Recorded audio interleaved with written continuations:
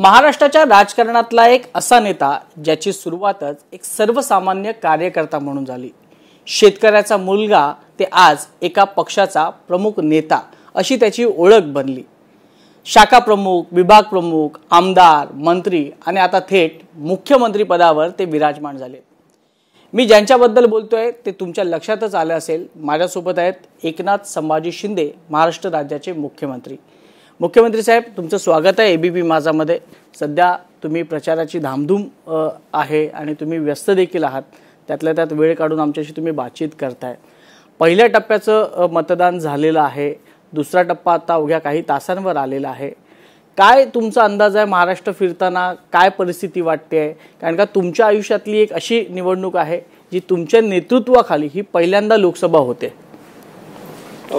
खरं म्हणजे पहिल्या टप्प्याची निवडणूक म्हणजे मतदान झालं आणि त्याच्यामध्ये महायुतीच्या 5 जागा पहिल्या टप्प्यात आहेत, म्हणजे विदर्भातल्या. बरोबर. आणि मी जवळपास सगळीकडेच फिरलो, तर मला खात्री आहे आणि विश्वास आहे की विदर्भातल्या 5च्या 5 पहिल्या टप्प्यातल्या जागा महायुती जिंकेल. दुसऱ्या टप्प्यातली काय परिस्थिती आहे आणि एकंदरीत संपूर्ण महाराष्ट्रात तुमच्यासाठी, खास करून मी तुमच्या पक्षाबद्दल विचारतोय, काय वातावरण आहे? शिवसेनेबद्दल हो, खूप चांगलं वातावरण आहे. मी जिकडे जातोय तिकडे तुम्ही पाहताय. आज बघितलं तुम्ही, आज वैभव ज्या सभा झाल्या त्या सभांचा प्रतिसाद पाहिला. आज बुलढाण्यातली सभा, हो, जमिनीवर लोक खाली बसले नव्हते बसले. ते दुसरी जी सभा झाली बुलढाण्यामध्ये, परभणीमध्ये, परभणीत नाही, बुलढाण्यातली, हो बरोबर, हो, महाविकास आघाडीची, ती आपण पाहिली. पण लोकांमधला ते फरक आहे, रिस्पॉन्स जो आहे, जो प्रतिसाद आहे, तो बराच काय बोलून जातो. लोकांना काम करणारे लोक आवडतात आणि आम्ही राज्यकर्ते जे आहोत ते लोकांमध्ये जाणारे, लोकांशी संवाद साधणारे, लोकांचं ऐकून घेणारे आणि त्याच्यावर निर्णय घेणारे. त्यामुळे लोकांना घरी बसणारी लोक आवडत नाहीत, थेट लोकांना काम करणारे लोक आवडतात. तुमचा इशारा माझ्या लक्षात आलेला आहे. तुम्ही ज्यांच्याबद्दल बोलतायत मी त्याच मुद्द्यावर येतोय. कारण का देशामध्ये पंतप्रधान नरेंद्र मोदी विरुद्ध राहुल गांधी अशी लढाई आपल्याला पाहायला मिळते. तशीच महाराष्ट्रामध्ये आम्हाला एक चित्र पाहायला मिळतं आहे, एकनाथ शिंदे विरुद्ध उद्धव ठाकरे. सीएम साहेब, माझा प्रश्न तुम्हाला असा आहे की राजकारणात आरोप प्रत्यारोप होत असतात, पण ते आरोप प्रत्यारोप कुठल्या लेवलला असायला पाहिजे याची काही मर्यादा आपण राजकारणी म्हणून ठरवली आहे? कारण का आपल्यावर नुकतंच आदित्य ठाकरेंनी, मी ते शब्द वापरणार नाही, जे शब्द वापरले असतील कदाचित तुमच्याही कानावर आले असतील, ह्या पद्धतीची भाषा ही शोभनीय आहे का महाराष्ट्राला? नाही, खरं म्हणजे महाराष्ट्र हे याला एक वेगळी संस्कृती आहे, आपलं वेगळं कल्चर आहे आणि एक पुरोगामी महाराष्ट्र अनेकांनी पाहिला आहे.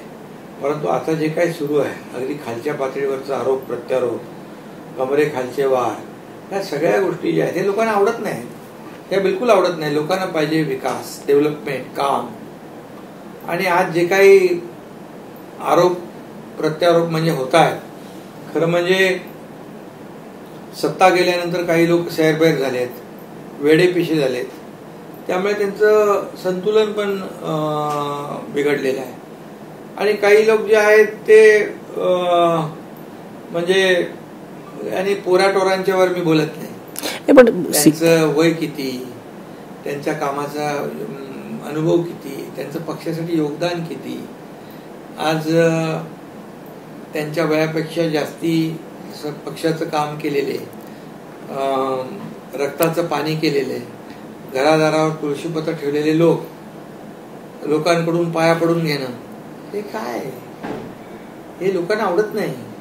बाळासाहेब आपल्या सहकार्यांना सवंगडी समजायचे, परंतु हे सरंजामदार, हे सरंजामशाहीपणे वागणारे लोक आपल्या सहकार्यांना घरगडी नोकर समजतात आणि ह्यामुळेच तर सगळा इतिहास घडलाय. सीएम साहेब, तुम्ही सातत्यानं म्हणता की मी कामाने उत्तर देऊ, परंतु समोरून मात्र प्रत्येक वेळेला तुमच्यावर आरोप होत असतात, वेगवेगळ्या प्रकारचे शब्द वापरले जातात. तुम्ही गप्प तरी किती दिवस बसणार? नाही, बघा वैभव, एक सांगतो तुला, की याच्यामध्ये एक मर्यादा असते. मर्यादेच्या बाहेर गेल्यानंतर मग मात्र जर मी बोलायला लागलो तर मुंबई काय देश सोडून पळायला लागेल. कोणाला कोणाला म्हणजे जे आरोप करतात त्यांना तोंड लपून फिरायची वेळ येईल. आमच्याकडे खूप काय आहे. लंडनच्या विश्रांतीची फक्त उच्चार केल्यावर एवढं अस्वस्थ होण्याचं कारण काय. आमच्याकडे तर सगळं आहे. आता ते कुठे लखनौमध्ये 200 एकर जमीन पकडली गेली. कुठलं चतुर्वेदीची इन्कम टॅक्सने अटॅच केली. त्याच्याबरोबर कोण आहे सगळं माहिती आहे आम्हाला. लंडन मधल्या प्रॉपर्टी कोणाची आहे सगळं माहिती आहे. सगळे कागदपत्र आहे. पण आम्ही एक मर्यादा पाळतो. राजकारणामध्ये राजकीय गणित असतात, राजकीय आरोप प्रत्यारोप असतात, परंतु वैयक्तिक आरोप प्रत्यारोप करणं हे बाळासाहेबांनी आम्हाला शिकवलं नाही ना आनंदी केसाबांनी शिकवलं. सोन्याचा चमचा घेऊन तर जन्माला आले, परंतु ती संस्कृती विसरले बाळासाहेबांची. हे दुर्दैव आहे. मला जास्त काय बोलायचं नाही, त्याला मी किंमतही द्यायची नाही मला. नाही, पण नुकताच तुमच्यावर एक आरोप झालेला आहे. मला तुम्हाला प्रश्न असा आहे की तुमच्याकडे पैसे किती आहेत. कारण का तुमच्याकडे गोडाऊन आहे आणि त्या गोडाऊनवर धाडी पडल्या होत्या तुमच्या, आणि ती धाड पडल्यामुळे तुमचं काहीतरी एकदम चलबिचल झालं होतं आणि तुम्ही उद्धव ठाकरेंकडे गेलात, म्हणालात नाही आपल्याला भाजपासोबत जावं लागेल, असा आरोप आदित्य ठाकरेंनी केला भरसभेमध्ये तुमच्यावर. हे जनतेला माहीत आहे एकनाथ शिंदे काय आणि एकनाथ शिंदेकडे पैसे किती आहेत. ही जनता आणि लोकांचं प्रेम हीच माझी संपत्ती आहे. तेच मी तीच माझी कमाई आहे. कोणीतरी म्हटलं होतं ना, खोकेने कंटेनर लागतात. आता हे कंटेनर वाया कुठं गेले हे सगळं माहित आहे. लोकांनाही माहित आहे, आम्हालाही माहित आहे. आणि 2 वर्षानंतर हा काय शोध लावला किंवा काय 2 वर्षानंतर आठवलं. साहेब, आम्ही सारखं ऐकतोय कंटेनर. नेमकी काय घटना ही कंटेनरची जरा स्पष्ट कळू द्या ना महाराष्ट्राला. कारण का कंटेनर मी म्हणालो नाही, ज्यांनी म्हटलंय त्यांना तुम्ही विचारलं पाहिजे. खोके आरोप आमच्यावर जे करतात खोक्यांचा, आता खोक्यांशिवाय यांना रात्रीची झोप येत नाही. उठता बसता खोके मोजल्याशिवाय त्यांना चैन पडत नाही. आता त्यांनी कुठला आरोप करायचा आमच्यावर. अरे आम्हाला ना मोह ना माया, कुठली प्रॉपर्टी नाही ना काही, असे आमचे बंगले बनवायचे नाहीत ना 5 स्टार हॉटेल बनवायचे नाहीत. आम्हाला काही नाही. आम्हाला लोकांची सेवा करायची आहे. सेवा एके सेवा. हेच बाळासाहेबांनी दिघे साहेबांनी एकनाथ शिंदेला शिकवलेलं आहे. त्यामुळे मला जास्त काय बोलण्याची वेळ आणि भाग पाडू नये एवढंच माझं एक. सर, मी मगासपासून तीन गोष्टी मी अधोरेखित केल्यात. एक लखनौची जमीन, दुसरा कंटेनर आणि तिसरं लंडन. या 3 गोष्टींची गुपितं बरंच काही सांगून जातात आणि त्या सगळ्याची माहिती तुमच्याकडे आहेत. ही तुम्ही कधी बाहेर काढणार आहात? मी मगाशीच म्हटलं, प्रत्येक गोष्टीला मर्यादा असते. मर्यादा तुम्हाला वाटत नाही का मर्यादा ओलांडली आता? नाही, आता तर त्यांचा बॅलन्स गेलाय. रोज सकाळ उठता बसता एकनाथ शिंदे, देवेंद्र फडणवीस, मोदीजी, अमित शहा. तुमची पात्रता काय, मर्यादा काय, तुमचं योगदान किती? आज देशाचे प्रधानमंत्री मोदी साहेब 10 वर्षात त्यांनी पूर्ण देश बदलून टाकला, विकासाकडे नेला, देशाची प्रगती केली, पूर्ण जीवन देशासाठी समर्पित केलं. 10 वर्षात एकही सुट्टी न घेणारा प्रधानमंत्री कुणाला भेटेल? या देशाला लाभलाय का जेलसी? आणि तुमच्या का हे मोदी द्वेषाने पछाडलेले लोक आहेत, मोदी द्वेषाने पीडित आहेत. यांचा बंदोबस्त आणि उपचार जनता नक्की करेल. कारण 2014ला पण केला, 2019ला पण केला, आता 2023ला तर दारुण पराभव करते. मी आणखीन एका मुद्द्याकडे येतो की मध्यंतरी तुम्ही काही उल्लेख केला होतात की तुम्हाला जाता जाता काही फोन आले होते, उद्धव ठाकरेंनी तुमच्याशी संभाषण केलं आणि तुम्ही थेट गेला होतात. पण त्यावर संजय राऊत आता असं म्हणतायत की कॉल टॅप रेकॉर्डिंगमध्ये देवेंद्र फडणवीस यांची अडचण वाढली होती. महाविकास आघाडीचा तुम्ही त्यावेळेला भाग होतात. त्यावेळेला नेमकं काय झालं होतं, म्हणजे कोणाकोणाला अटक होणार होती, कोणाकोणावर फोन रेकॉर्डिंग चालू होते आणि कोणाकोणावर नजर होती? सत्तेचा दुरुपयोग आता म्हणतात, जे यंत्रणेचा दुरुपयोग आता जे म्हणतात, ते सत्तेचा आणि यंत्रणेचा दुरुपयोग त्यावेळेस करत होते. तुम्ही बघा, हनुमान चालीसा वाचणाऱ्याला नवरा बायकोला जेलमध्ये टाकलं 40 का 1 महिना. कंगना राणावत का काय नाव ते, हो कंगना राणावत अभिनेत्री, घर तोडून टाकलं. तुमचा तो कोण राहुल पत्रकार, काय नाव, राहुल कुलकर्णीला जेलमध्ये टाकलं. अर्णब गोस्वामीला जेलमध्ये टाकलं. नारायण राणेंना जेलमध्ये टाकत होते. जेवणाच्या ताटावरून उठवलं केंद्रीय मंत्र्याला. अशी किती प्रकरणं आहेत. म्हणजे सत्तेचा दुरुपयोग, यंत्रणा वापरायची आणि लोकांना नाहक त्रास द्यायचा, हे काम कोणी केलं ते तर महाराष्ट्राला, देशाला माहित आहे. आणि त्याच वेळेस सत्ता वापरून म्हणजे महाविकास आघाडी अधिक मजबूत करणारी भारतीय जनता पक्ष आणि इतर जे काही पक्ष आहेत त्यांना आज आरोप करतात, त्याने त्या पक्षांना संपवणं, किंबहुना ते पक्ष फोडणं. कशाच्या माध्यमातून?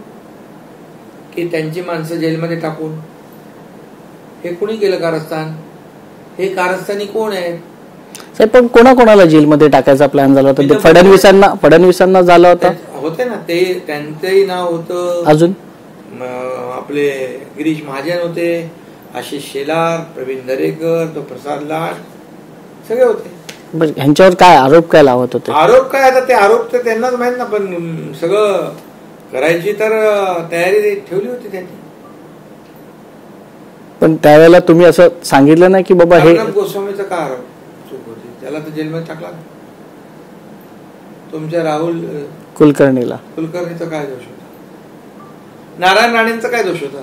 ते तर फक्त बोलले होते ना काहीतरी झेंडावंदनाच्या कार्यक्रमात. म्हणजे हे काय? त्यामुळे हे, आणि मला कोणाचाही दबाव नव्हता. मी हे केलं केवळ आणि केवळ बाळासाहेबांचे विचार त्यांनी सोडले. बाळासाहेबांची भूमिका, पक्षाची विचारधारा केवळ आणि केवळ, आणि लोकांना जे म्हणजे लोकांचा विश्वासघात या महाराष्ट्रातल्या जनतेने युती म्हणून निवडून दिलं होतं. सरकार युती म्हणून शिवसेना भाजपचं व्हायला पाहिजे होतं. पण यांना माहित होतं जसे निकाल लागले त्याच दिवशी संध्याकाळी आम्हाला सर्व दरवाजे खुले आहेत असं स्टेटमेंट कोणी काढलं.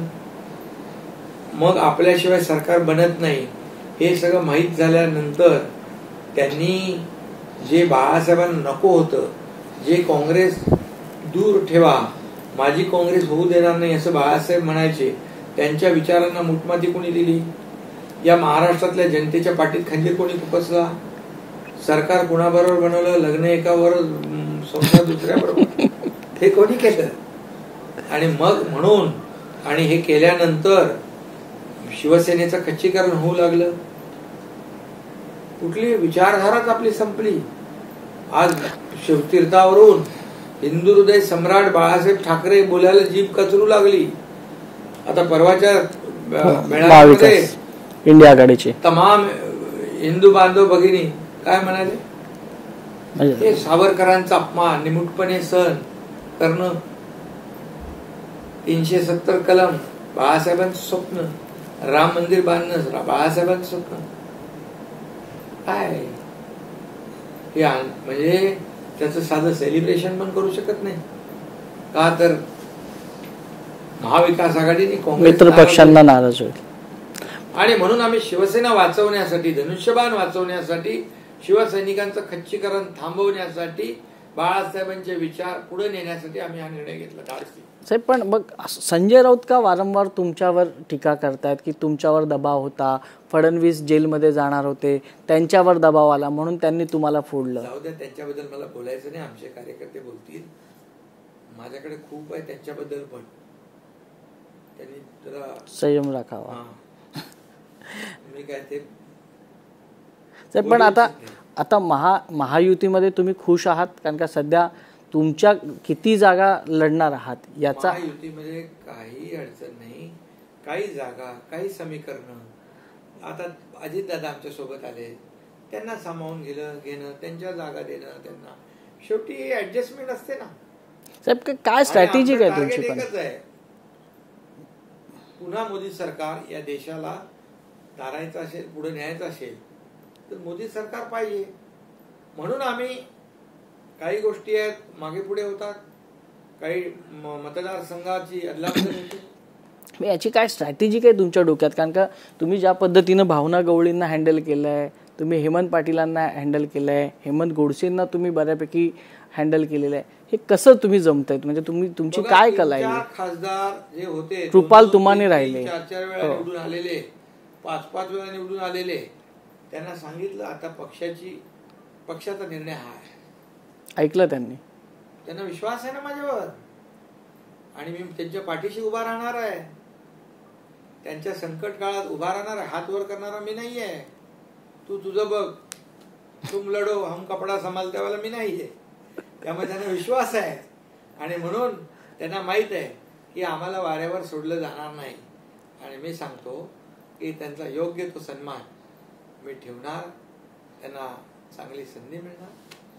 पण मग काय झालं साहेब, ह्याच्यावरनं असं चर्चा झालेली आहे म्हणजे एवढा म्हणजे विश्वास आहे तुमच्यावर? हे जे आहे हे मला एवढ्या कमी काळामध्ये करता आलं आणि माझ्यावर विश्वास ठेवला, त्याबद्दल मी खरं म्हणजे माझ्या सहकार्यांना धन्यवाद देतो, माझ्या आमदारांनाही धन्यवाद देतो आणि माझ्या खासदारांनाही धन्यवाद देतो. नाही साहेब, तुम्ही तुमच्या खासदारांनी आमदारांनी तुमच्यावर विश्वास टाकला हे मान्य आहे, पण तुमच्या पाठीमागून म्हणा किंवा इतरांमध्ये म्हणा थोडीशी कुजबूज अशी पण आहे की भाजपचं का एवढं एकनाथ शिंदे ऐकतात, त्यांच्या सर्वेनुसार तुम्ही का चालला आहात, त्यांचा सर्वे कुजबूज आहे, चर्चा आहे, राजकीय चर्चा आहे. काही नाही, हे सगळे काय म्हणतो त्याला, मनाचे मांडे काय म्हणतो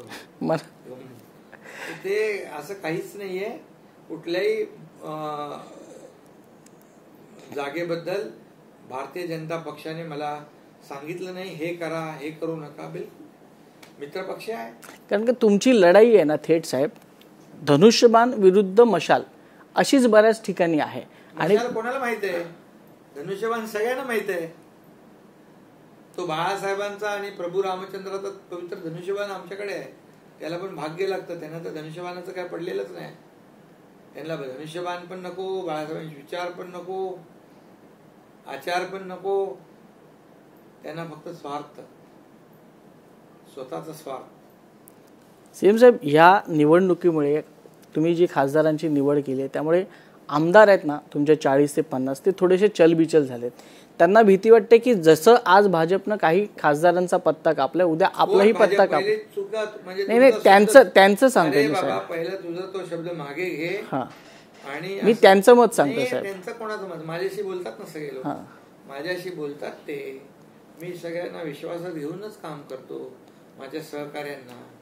परिस्थिती आपल्याला काय, आज प्रत्येक जागा महत्वाची आहे आणि माझ्या लोकांचा माझ्यावर विश्वास आहे.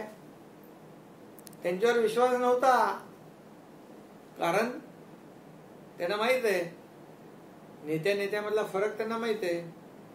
संकटात सापडलं, आपत्तीत आलं की तुम्ही तुमचं फेस करा,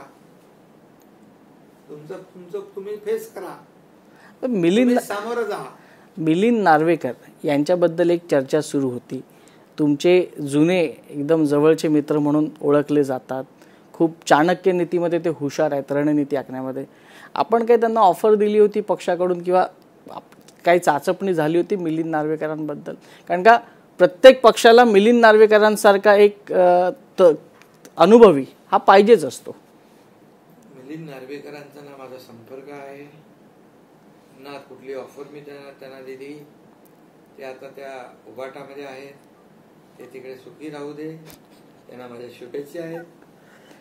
मग ही चर्चा कुठून आली? तुम्ही घडवता. चर्चेमध्ये काही तथ्य नाही. शरद पवार पंतप्रधान नरेंद्र मोदींना पुतीन यांची उपमा दिलेली आहे. सध्या बारामतीची जागा आहे ती खूप चर्चेत आहे. सून विरुद्ध लेक अशी एक लढाई पाहायला मिळते. तुम्हाला केवढं मोठं आव्हान वाटतं महायुतीला शरद पवारांचं? खरं म्हणजे हेच पवार साहेब आदरणीय मोदी साहेबांची स्तुती करताना कधी थकत नव्हते. आज शेवटी राजकारणामध्ये काही गोष्टी निवडणुकीमध्ये आपण आरोप प्रत्यारोप होतात, परंतु असे आरोप होता कामा नये की ती वैयक्तिक आणि पातळी सोडून. एवढंच माझं म्हणणं आहे. पवारसाहेब मोठे नेते आहेत आणि ते परिपक्व नेते आहेत. एवढे वर्ष त्यांनी राजकारण केलेलं आहे. त्यांनी उभाटाच्या बद्दल काय त्यांच्या पुस्तकात लिहिले तेही माहिती आहे आपल्या सगळ्यांना. पण साहेब, लेक विरुद्ध सून ही महाराष्ट्रात निवडणूक होते, राजकारण आहे. अशा अनेक घटना झालेल्या आहेत. राजकारण आहे, निवडणुका आहेत. प्रत्येकाला लोकशाहीत उभा राहायचा अधिकार आहे. शेवटी जनता ठरवते. काम करणारे कोण आहेत? काम करणाऱ्याला मतदान करतात लोक. निर्णय घेणाऱ्यांना मतदान करतात लोक. डेव्हलपमेंटच्या बद्दल विचार करणाऱ्यांना मतदान करतात. आता तुम्ही भावनेवर राजकारण चालणार नाही. निवडणूक नाही लढू शकत. पण काही लोक करतायत. तुम्हाला याच्यामध्ये डेव्हलपमेंट आणि निर्णय घेण्याची क्षमता लोकांना सरकार म्हणून सरकारकडून अपेक्षा असते, ती त्याच्यात खरं उतरणं, त्या अपेक्षांची पूर्तता करण्याचा प्रयत्न करणं. 100% अपेक्षा पूर्ण होत नाही, परंतु त्यासाठी विजन आणि प्रयत्न या सगळ्या गोष्टी बघतात लोक. आता भावनेच्या आहारी जाऊन आता मतदान होत नाही. म्हणून आम्ही विकासाच्या मुद्द्यावर ही निवडणूक लढवतोय. केंद्रात झालेलं 10 वर्षातलं काम आणि राज्यात झालेलं आत्ताचं 2 वर्षाचं काम. आज पहिलं राज्य आहे आपलं. सगळ्यात जास्ती प्रकल्प देशामध्ये महाराष्ट्रात आहेत. आज आपलं इंडस्ट्री फ्रेंडली स्टेट आहे. उद्योग येत आहेत. उद्योगपतींच्या घरी खाली जिलेटिन कांड्या नाही आता भेटत होत्या. कसं आणि म्हणून उद्योजक महाराष्ट्राला पसंती देत आहेत. महाराष्ट्रात मोठ्या प्रमाणात उद्योग येत आहेत. लोकांच्या हाताला रोजगार मिळेल, तरुणांना काम मिळेल. किती योजना आम्ही केल्यात, महिलांसाठी केल्यात, शेतकऱ्यांसाठी केल्यात. त्याच्यामध्ये जर डिटेलमध्ये किती वेळ लागेल. शेतकरी, कष्टकरी, कामगार, महिला भगिनी, महिलांचं सक्षमीकरण असेल, युवांना रोजगार असेल, ज्येष्ठांना योजना असतील. सर्व जे सेक्टर आहेत त्या सगळ्या सेक्टरना आम्ही स्पर्श केलेला आहे. शिक्षण, आरोग्य, infrastructure, Atal Setu, coastal road, Balasaheb Thackeray Samruddhi highway, Pune Mumbai missing link बघा, मेट्रो. खरं तर तुम्ही एवढं सगळं विकासाचं काम करत तुम्ही एवढी सगळी विकासाची भाषा करताय. तुमचं एकदम तोंडपाठ झालेलं आहे. आता आम्ही तुम्हाला रोज बघतोय की तुम्ही विकासाबद्दल बोलताना अजिबात कुठेही एकही पॉज न घेता तुम्ही कंटिन्यू बोलत. एवढं सगळं असताना राज ठाकरेंची गरज का नाही? पहिली गोष्ट तुम्ही एक लक्षात घ्या, आम्ही हा जो विकास करतोय याला पूर्णपणे खुट्टा घातला, खुट्टा मारून ठेवला होता स्पीड ब्रेकर कुणी अगोदरच्या सरकारने. मेट्रो बांध, आरे कारशेड बांध, समृद्धी बांध, अटल सेतू बांध, सगळे कुणी सुरू केले. सण उत्सव बांध, लॉकडाऊन मध्ये आनंद घ्यायचे. अरे असं नाही होत. लोकांना नाही आवडत. लोकांना रोजीरोटी पाहिजे, डेव्हलपमेंट पाहिजे, थोडं प्रॉस्पेरिटी, थोडं राज्यामध्ये चांगलं आनंदी वातावरण पाहिजे. ते आम्ही दिले. सगळे बंद पडलेले प्रकल्प, मेट्रो पासून, बुलेट ट्रेन पासून सगळे एक्सप्रेस हायवे असतील, सगळे आम्ही चालू केले. चौफेर विकासाची कामं डबल इंजिन सरकार करते. डबल इंजिन असताना पोटदुखी आणि याच ते कावीळ झालेल्या माणसाला कसं दिसत. डबल इंजिन जोडलेलं असताना आता खरं इंजिन राज ठाकरेंच्या रूपानं तुम्हाला जोडलं गेलंय. अजितदादा होते, भाजपा होती, तुम्ही होतात, आता मनसे देखील, अशी काय गरज लागली राज ठाकरे? अरे गरज काय, त्यांनी राज ठाकरे साहेबांना धन्यवाद दिले पाहिजे. विकासाला त्यांनी महत्व दिलं. मोदीजी देशाचा विकास करतायत. काँग्रेसने 50-60 वर्षे देशाला खड्ड्यात घातलं आणि आज मोदीजी पुढे नेत आहेत. राज्यात देखील आम्ही काम करतोय, आमच्याकडे पण येतात लोकांची कामं घेऊन, वैयक्तिक नाही, लोकांची कामं घेऊन, ही कामं झाली पाहिजे, ही कामं झाली पाहिजे. आणि एक पक्ष म्हणून सत्तेत नसला तरी, विरोधी म्हणजे सत्तेच्या बाहेर असले तरी सुद्धा त्यांची भावना आहे की लोकांची कामं झाली पाहिजे, सरकारकडून लोकांना न्याय मिळाला पाहिजे. त्या भावनेने त्यांनी पाठिंबा दिला. पाठिंबा कोणाला देतात?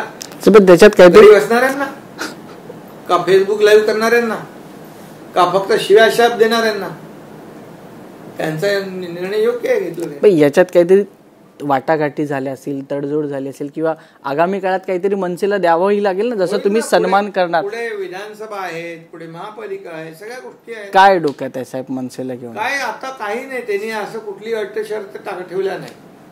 फक्त लोकसभा आहे, याच्यामध्ये मोदीजी पुन्हा प्रधानमंत्री झाले पाहिजे आणि महाराष्ट्रातून खूप मोठ्या प्रमाणावर जागा मिळाल्या पाहिजे महायुतीला. ही भावना त्यांची अतिशय चांगली आहे. कधी एकत्र आपण सगळे एकत्र व्यासपीठावर दिसाल? राज ठाकरे कधी व्यासपीठावर येतील? त्यांच्याही सभा होतील, एकत्रही सभा होतील. अगदी तो काय हे मनमोकळेपणा माणूस आहे, मोकळ्या मनाचा आहे. फायदा होईल त्यांचा? वृत्तीचे नाहीत ते. फायदा होईल त्यांचा? काय मी सांगतो तुम्हाला, म्हणजे पोत्या वृत्तीचे नाही आहेत. फायदा काय, सगळे लोक एका विचाराने एकत्र आल्यानंतर फायदा काय? जनता आमचा फायद्यापेक्षा पब्लिकचा फायदा बघतो आम्ही, जनतेचा आणि राज्याचा फायदा. पण भविष्यात मनसेमुळे काही आपली अडचण, इतर महायुतीतल्या पक्षांची अडचण? कारण का भरत गोगावले असं म्हणाले होते की पहिली अर्धी भाकरी होती, मग पाव भाकरी झाली, मग आता तर मनसे आल्यामुळे काय वाटलं? असं काय नाही. भरत गोगावले पण आमचा अगदी परिपक्व आमदार आहे, आमचा पक्षाचा तो प्रतोद आहे. ठीक आहे, असं तुम्ही लोकांना जसं बोलतं करता तसं माणूस बोलतो ना, पण एकदम म्हणजे तसे आमचे लोक सगळे एकदम स्ट्रॉंग आहेत. साहेब, एक शेवटचा प्रश्न विचारतो जाता जाता. महाराष्ट्रात 48 जागा आहेत, त्यामध्ये आपण आपल्या जागा ज्या काय तुम्ही सांगाल तेव्हा तुम्ही निर्णय घ्याल, किती जागा आपल्या संपूर्ण महायुतीला मिळतील? गेल्या वेळेस मिळाल्या होत्या त्यापेक्षा जास्त. गेल्या वेळेला साधारणतः 42 होत्या, तर ह्या वेळेला मी म्हणालो जास्त मिळतील. मिशन 45. खूप खूप शुभेच्छा साहेब तुम्हाला पुढील वाटचालीसाठी. तर हे होते महाराष्ट्राचे मुख्यमंत्री यांनी आत्मविश्वासाने सांगितलेलं आहे की या वेळेला मिशन 45 आहे, हे आमचं यशस्वी होईल. आणि याचबरोबर त्यांनी अनेक राजकीय उलथापालथ केलेली आहे की उद्धव ठाकरे आणि आदित्य ठाकरे ज्या पद्धतीनं त्यांच्यावर टीका करतायत, जर त्यांनी आपली पातळी ओलांडली तर एकनाथ शिंदे हे गप्प बसणार नाही. त्यांच्याकडे देखील बऱ्याच काही साधनसामुग्री आहेत, तर वेळ आल्यावर ते बाहेर काढतील, असा एक सूचक इशारा महाराष्ट्राचे मुख्यमंत्री एकनाथ शिंदे यांनी दिलेले आहे. त्याचबरोबर महाराष्ट्राच्या संस्कृतीला साजेसं असं भाष्य हे बाळासाहेब ठाकरे यांच्या कुटुंबियांकडून होत नसल्यामुळे ती देखील नाराजी आहे ती मुख्यमंत्री एकनाथ शिंदे यांनी व्यक्त केली आहे. त्यामुळे आता राजकीय घडामोडी आहेत त्या कुठल्या दिशेने जात आहेत हे देखील पाहावं लागेल. कॅमेरा पर्सन हासिफ खानसह वैभव परब, एबीपी माझा, अकोला. एबीपी माझा, उघडा डोळे बघा नीट.